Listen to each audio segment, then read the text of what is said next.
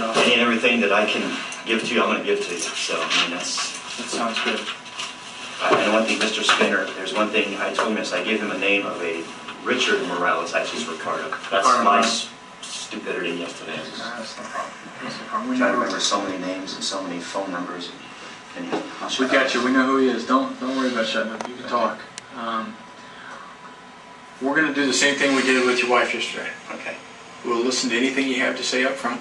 Okay. Anything you want to relay to us that's new that we can take note of that people don't know yet and follow up on, we'll do that. You already went through that, so we don't. That's one huge section that we can eliminate. And then we'll go through a timeline with you. Okay. And there's some things that you brought up to Scott yesterday that we're interested in, Okay. and we want to go over with you again. Absolutely.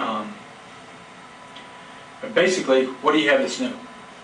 That you said that she found out last night from somebody. Okay. My wife just called me when she was leaving the Today Show this morning. She says, George, you anything you got to pass on to both of you? She said, Ricardo, a friend of this Ricardo's name is Corey, that left a very detailed account on my wife's cell phone. Matter of fact, she saved it. It's on her cell at the moment. Okay. Said that Ricardo went to Baltimore, Maryland to see his mother. My wife first said it was either July 1st or July 2nd, but she confirmed it with this Corey. It was July 2nd. He came back on the 8th of July. He then immediately, I guess, went to Puerto Rico and was there and met up with another friend of my daughter's named Amy Huizenga, who was there from July 8th to July 15th. I'm not sure if they came back on the same time, the same flight, or anything like that, but it's just something that Amy and Ricardo are also friends. Together. Together, yeah. Okay. And my daughter was dating, or had been seeing Ricardo, I don't know how long. In fact, we didn't even know anything about this Ricardo until All this stuff has occurred, yes. Okay.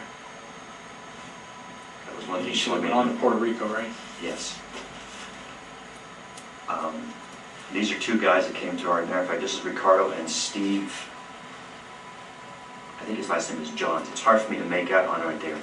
This was taken, I guess, at Ricardo and this Steve's house. I mean, you guys can keep this because I have another copy of this. This is Ricardo, and this is Steve. Okay.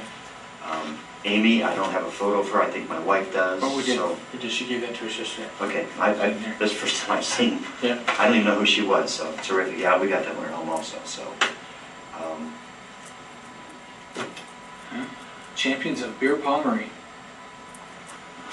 There's a game I didn't even play it until probably about 6 months ago. It's beer pong. You set Beer up pong. 5 things and and just Been there and had to consume that.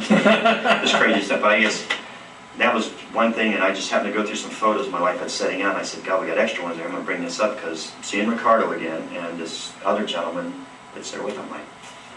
And you said he's Steve Johns? I believe it looks like John. It's hard to see on that. But it's definitely Steve. Yeah, definitely Steve, yes. Now, I'm not sure if he also lives with Ricardo or if he's, that information I do not know. And I wish I could tell you. I know he came to our house. He and Ricardo came, and this has been just this last week that we had like 13 different friends around trying to brainstorm what's going on, how can you help us? And all the old friends that our daughters had for years, and these are just some of the newest friends, they hadn't even really met each other, or if they did, it was very brief. Okay. One other thing to share with you, last night at about 9:53, 9:52 last night, I got a call on my cell phone.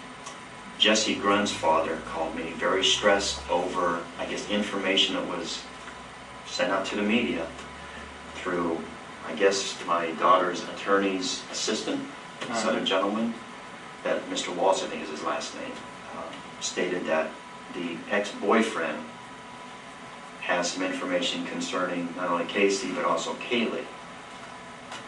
It was on the Dan Abrams show last night. I only caught about a snippet about it. I did bring it up on the internet today, and I was trying to listen to that before I got up here, but that might be something that, I don't know, there's, Jesse's father's name is Richard Grund, G-R-U-N-D. He and my wife spoke probably about 10-15 minutes last night because I was doing other things. I didn't get a chance to call him back. And there was a little heated discussion from Richard with my wife. My wife, I believe, handled it very, very diplomatically. And he said he's going to bring up all this stuff about our daughter being a liar and all this stuff. So I don't know where this is all going at the moment. But Okay. his son, Jesse, is the one that went directly to the sheriff's department initially, and he's the one that's opened all this stuff up About, Casey, when he believed he last heard Kaylee's voice, oh yeah, on the phone. and all this kind of stuff, right? First it was the 27th of June, then he backed it up to the 24th. He even told me that when he came to our house. And I'm like, okay, buddy, we all miss a day or two every once in a while, but can you be specific about the time? And he says, oh, I know it was June 24th, it lasted for 18 minutes. And I said, why specifically 18 minutes? Oh, my phone records show that. I'm like, okay, I don't know, I wasn't there, I'm just going by what What he said? he said. Okay. And if the phone records say that, they'll show it, it'll reflect. Absolutely. Matter of fact, my son has all the phone records as far as up to date as he can get of our daughter. So, Okay. plus I know the sheriff's department has that and all that good Yeah, I stuff. know they're working on it. So that's the basic newest stuff that I can tell you guys about. I know I ran some scenarios with Mr. Skinner yesterday of my feelings and indeed what possibly could happen. But then again, that's just my theory and my feelings about That's fine. everything. So I'd be more than glad to share that with you guys. We'll go through all of it. But I know you guys probably have a set agenda how you want to start things out. So whatever you want to do. No, is great with me. we're gonna be very open about it. Okay. I'm gonna be upfront with you. Okay. There were some things that your wife said to us yesterday Okay. that I completely understand why she said them. I also, it is my belief that they're a clouded version Okay. of her feelings regarding Casey. Okay. Absolutely understand the feeling that you guys have that your daughter's being vilified in the media. I attempted vaguely yesterday to explain to your wife that although the media portrays her that way, law enforcement, it's not that there's not a presumption of innocence there. What it is that there's a presumption of innocence that starts over here, and then as things happen, the spectrum can either go to the right, which pushes us further towards innocence, or to the left, depending on what happens, which takes away from the level of honesty that we think we're getting. Right. Obviously, and I don't think any of us can deny the fact that Casey hasn't been straight with the police. Absolutely, I agree. And having said that, it's difficult for your wife to hear that. And it's hard for any mother to hear that about their daughter.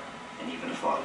I understand. Because I even have some things that I can share with you guys that I'm not sure if local law enforcement, but they took me aside before the date of the 9/11 tapes were released. And they told me that somewhere in the neighborhood, like 1,200 different photos of my daughter, I guess, are out there somewhere that she's she's done some bad things. So Right. I'm sure, I don't know if they shared it with you or something like that, but when I heard that, I got even sick about that because I'm like, I thought I knew my daughter. I don't know what's going on, and I don't want to speculate anything bad, but I didn't even pass it on to my wife. My son don't even know that. That's just something that these guys wanted me to just, George, you need to understand something. This is all the stuff we're finding out through this MySpace page, on your personal computer, on your wife's laptop. This is stuff that was found. Photos that were found on a camera. I'm like, you gotta be kidding me. I'm starting to get sicker, you know? I mean, this is the same thing, the 9/11 tapes are there. My son can tell you, I got sick. Because, you know, you get just, what the hell's going on? Where did it come from? You know, where did this? It's not the same girl that we knew. And we were Right. I mean, I know my daughter deleted a lot of stuff off the computer. I don't know when she did it. I just know the things we used to have on there, shared photos and stuff of our granddaughter, or even activity of hers, is not there. But stuff is still saved on that computer. I understand all that. Yeah, it's And I guess still they in got there that. somewhere. Right. I know they took that because they had our regular tower, our computer tower, gone for I don't know how many days. The laptop, hopefully I'm going to get that back today, or they say maybe tomorrow, so because we need it. Yeah, you need to do your work on. Just that's something I said I haven't shared with my wife yet because that would just devastate her even more. Yeah. It's hard enough for her to go through this stuff. So. If you can bet, and I don't mean to be pessimistic, but you can bet that if that's on your tower, Right. and they found it, it's on somebody else's tower too. So even if they don't release it, at some point somebody's going to try and profit off it. I'm not trying to blow it up in your face, Oh, I but understand.